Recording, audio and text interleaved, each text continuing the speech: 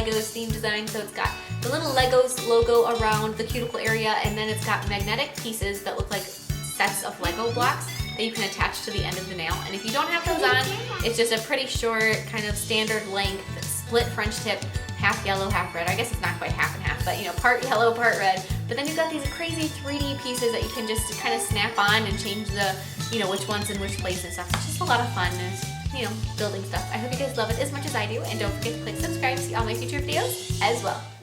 So the first thing we're going to do is we're going to be sculpting the nail bed because, like I said, this is a French tip. And I don't know why, I just felt like the French was an appropriate, just, you know, base style for this nail. It's so, you know, kind of color blocky on its own. And then if you add the Lego bits, it just seemed like the appropriate thing. So we're going to sculpt our nail bed with a cover pink and sculpt our smile line as we go. And if you are somebody that's just not very confident in sculpting a French, I would highly recommend that you check out, it's a really long video, but the live class that I taught on acrylic basics. And if you have any questions on acrylic, definitely head over and take some time to watch that because there was so many great questions that came out in that video and it may help you out. But then we're going to file our smile line into shape. And then with yellow acrylic, we're going to be filling in one side. And it can be, you know, 50-50 split down the middle. It can be 30%, 70% with the colors. You can really play around with it. But then after you have that yellow sculpted in, you're going to take something that is kind of straight edged and you're going to be cutting a line in it because you can't file that very easily to straighten up that line very well. So if you want it to be a nice crisp line, try to cut it as smoothly as possible and then fill in the other side with red acrylic. And you can do any, you know, 2 colors you like for this. You could do 3 colors. There's just so many opportunity for adjusting this design to fit your needs that you can have so much fun with it. But now we're going to be filing this nail into shape with our e-file, which is so much fun because you get to reveal that color blocked French tip. And if you're doing across like, you know, all 10 nails and you just want to have fun with it and not do the extendable bits, but you like the Legos theme, you could do just different colors on the French tips and then put the Legos logo and it would be so cute. But now on a brush cover, we're actually going to be covering it with a bit of nail form. That's just going to make it so that our little Lego pieces will come off later, and try to choose a brush cover that is similar to the C curve of the nail. So if you have, you know, if you have wider nails than I do, then you may need to find a bigger brush. You can even use something like a Sharpie or different kinds of markers or pens. Just something that is cylindrical that matches the C curve is what you're looking for. And I know that there are a lot of companies that sell C curve like measure sticks or C curve forming sticks and, you know, different C curve tools. And if you have a set of those, then that would make this process a lot easier. But after you have that done and you have your nail form wrapped around it, then what you're going to do is you're going to be sculpting different sections of Legos. And the colors I did is your basic, you know, original Lego color scheme, which is red, blue, yellow, and green. And so I'm doing just the classic ones, even though at this point you can get Legos in absolutely every color that you can think of. And if you wanted to do a full rainbow, you could go for it. And definitely, like I said already, lots of opportunities for personalizing this design. There's so many, and there's so many different ideas that I have for this as far as, you know, different shapes that you could do. You could do like zigzags. You can do, there's just so many options. But we're going to do 2 basic, you know, sticking to the basics for this video. And so I've got a set of 4. And the other thing with Legos is that they aren't all the same size.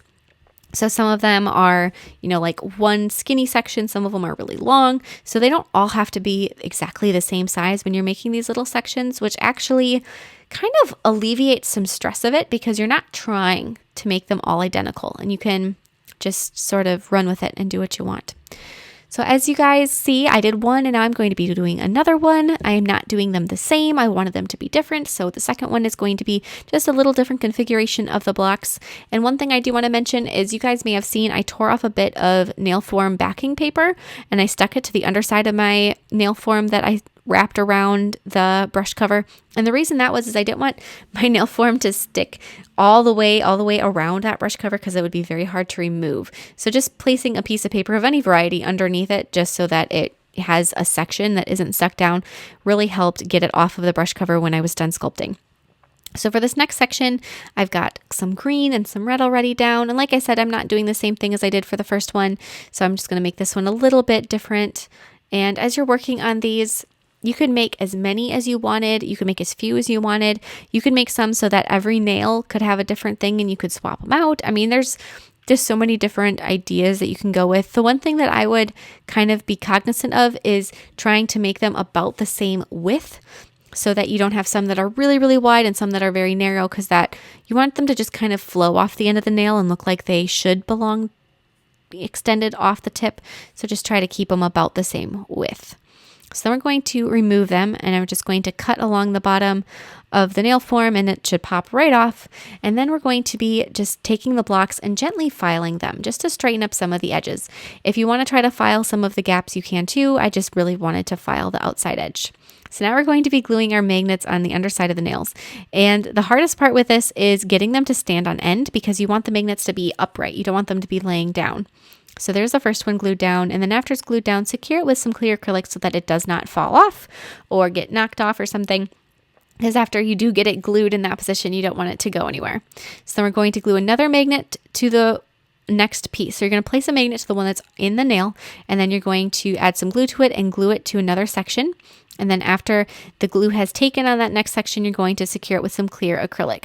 And I would leave this and just set it aside and wait for that glue and the acrylic to fully cure before taking it off to do the next one, so you don't accidentally rip it out of the acrylic and have to start over. So you want to make sure that everything is completely done before you try to rush this design. No part of this design can be rushed. It's very tedious, but the end result is definitely worth the effort. So then we're going to do the same process by adding another magnet to the underside of one of the sections of blocks so that we can make this 2 sections extra long if you wanted to. And then after that's glued down, then pretty much the blocks are all done, and you can have fun by adding the logo if you would like to. So for me, I am going to add the logo because I love painting logos. It's one of my favorite things to do.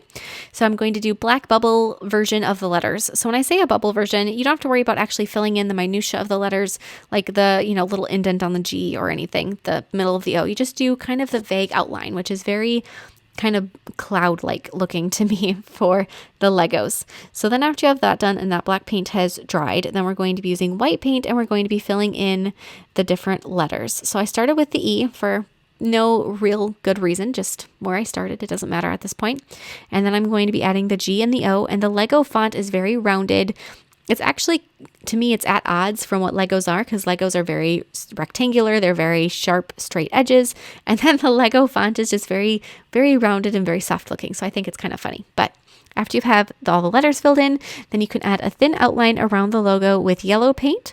Just kind of go around and follow the same path that the black line has and go all the way around the entire logo. And then after you have that done, then you're going to do the same thing again with red paint. And you can keep going actually with the Lego logo and do another layer, like you could do green or blue if you wanted to. I like just the yellow and the red. And if at any point your inside letters, if you make a little mistake and you have to go back and touch up a black line or a white line or yellow, then you can just grab your paint again and fix them. That's the great thing I think with acrylic paint versus gel paint is if you add extra layers, you can't ever tell because it's not as thick as, say, a gel paint is. And if you try to add too many layers of gel paint, you end up getting a texture. Whereas with acrylic paint, you can't feel the texture, which, sometimes I like the textured element, but a lot of times I like it to just be smooth. So now we're going to be adding a layer of 3D glaze over our nail and over all of the bricks. And what that does is it just leaves it kind of a satin finish. It's not as shiny as a gel top coat or a gel sealer. And what it is it's essentially traditional lacquer top coat. So it's not anything too crazy. It's called 3D Glaze. It's from Coupa if you want that particular product, but it's not anything too out of the ordinary as far as what the actual product is. It's just a regular traditional top coat. But then after that's dried, you can have so much fun and you can play with these and change up how they're positioned. And it's something that would be wearable because if you wanted to do something crazy and then just take it out to show somebody, definitely possible. So I hope you guys love this design as much as I do. And don't forget to click subscribe, see all my future videos as well. Bye.